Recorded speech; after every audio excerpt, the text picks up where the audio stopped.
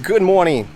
I hope it's a good morning, good afternoon, good evening, whatever the time might be in your location.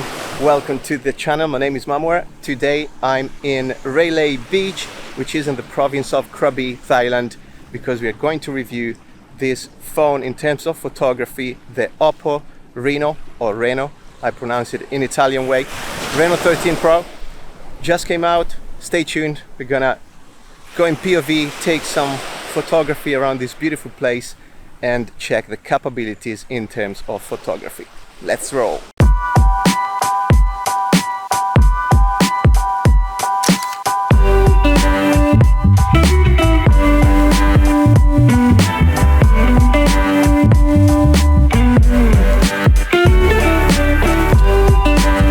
Let's start talking about the cameras of the phone.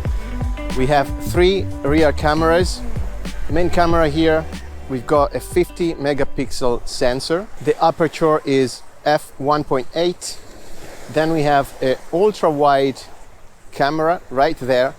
Megapixels is 8. Aperture gets from f2.2. And then we have a telephoto camera at 50 megapixels. Again, aperture f2.8. In terms of front camera, right there, we have a 50 megapixels camera, aperture f2. Photography modes of the phone. We can take photos in three different modes. We have the photo mode, that's using the 12 megapixel sensors of the cameras, so it's not high resolution at 50 megapixels. We've got different aspect ratios, including 1:1, 4:3, and 16:9. The biggest image output is with the 4:3 aspect ratio, with an output of 4000 by 3000 pixels, more or less. Then we have a Pro mode. With the Pro mode, we can do everything exactly as the above, so with the normal standard photo mode.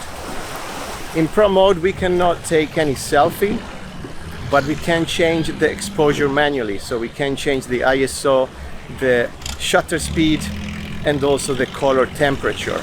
Then we have the high resolution mode, and that's the only mode that uses the actual 50 megapixels of the sensor, with an output image of a bit more than 8000 by 6000 pixels.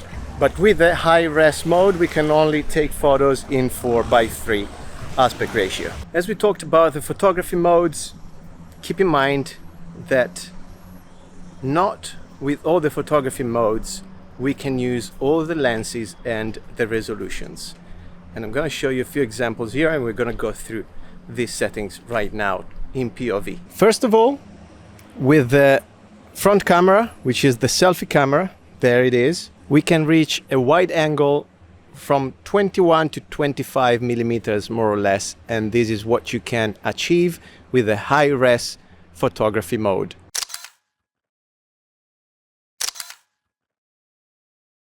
As we were talking about the high-res mode, photography mode, we can only use two lenses here. The main lens, the rear lens, which is a 24 millimeters lens. We're gonna take a photo right now of this beautiful flower.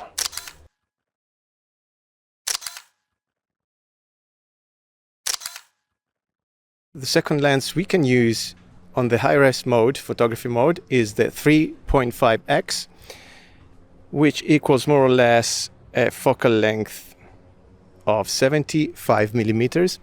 Check out this flower. Then if we press again the 3.5x lens, we basically create a zoom which equals more or less 135 millimeters lens. And let's do something with these beautiful red leaves right there. Still in high-res mode, if we tap one more time on the zoom, 3.5x zoom, then I think we reach a focal length more or less of 250 millimeters. It's my guess. Also, the main lens, the 24 millimeters, has a macro feature. And look at this. Look how close you can get to a subject and really get all the textures of nature, for example.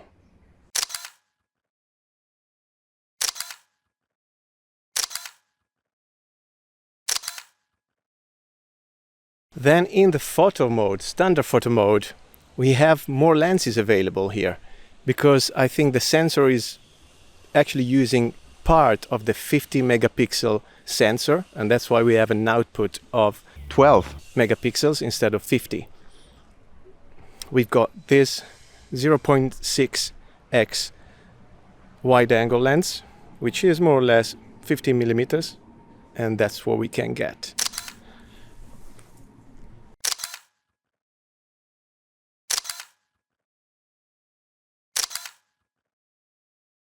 Then we have the main camera, as said before, equals 24 millimeters, and we're gonna take a photo of this lovely lady right here.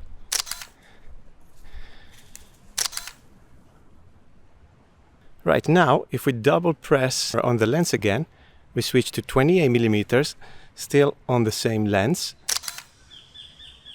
If we tap again, we go to 35 millimeters.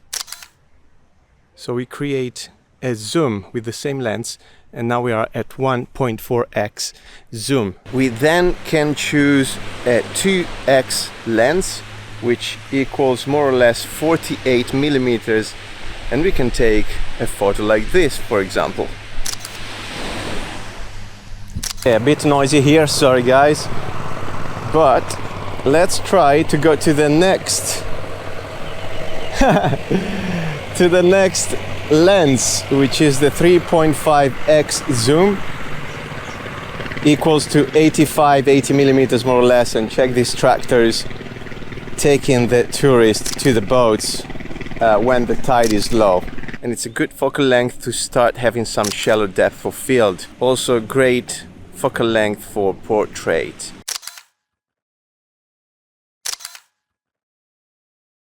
So the last lens here, guys, is the 7x zoom, which is equal more or less to 170 millimeters. And check these rock formations, amazing stuff. We're gonna shoot in vertical this time. Marty, with me? Check this cave. Okay, I just wanted to say that with the Pro photography mode, you got the same lenses, exactly the same lenses as the standard photography mode. Great place. So, last photography mode, the high-res mode, we only have two lenses, the 24 millimeters lens, which is the main camera, and also the 3.5x zoom, which equals an 85 millimeters lens. If we double tap on the same lens, we get a zoom which is 135 millimeters, and we can get something like this beach from far away. Where is my brother gone? Where's my brother gone? Also, as we are in the cave, light condition is not the best. Let's see how the phone performs. Ah, there it is.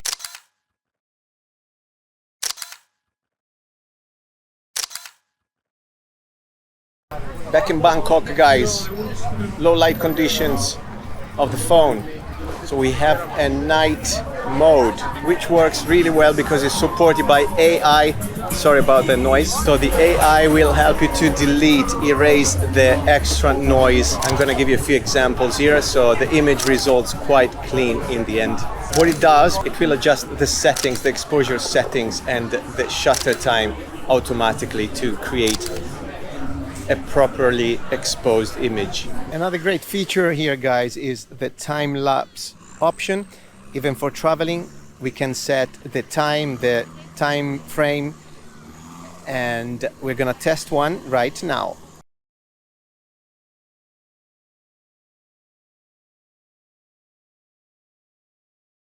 Feature we cannot miss is the panoramic shot, of course. Simply you start facing one direction, you press the button, and you spin 180 degrees more or less, and you will get a magnificent pano shot all around you. And this beach is a good example. I never get it right.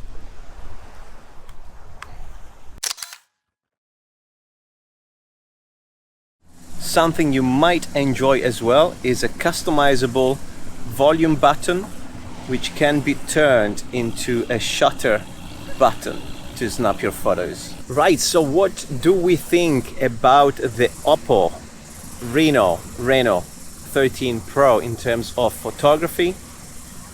You can take nice photos. Of course, it's not the flagship for the brand in terms of photography.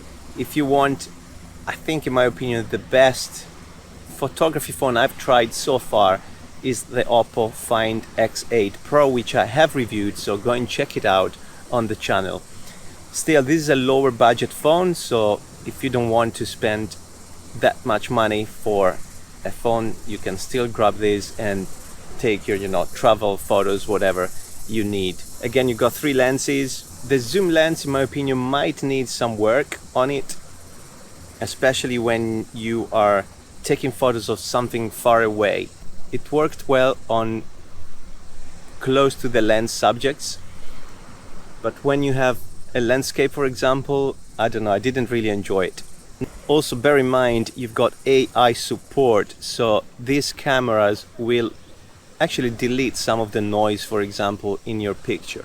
And I think, in my opinion, it works quite well in terms of AI. It does a good job. It's not too artificial, so it's manageable. And of course, you can color grade your photos as well in post-production. You don't have the RAW option as you have in the Find X8 Pro, for example. So if you want more professional features, I definitely recommend to get the other phone. The colors are nice though, and natural as well. Sometimes better than my professional cameras, where I need to tweak some of the green and magenta, for example.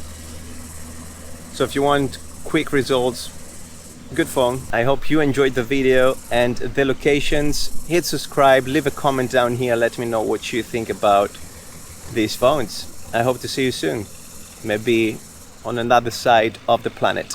Take it easy.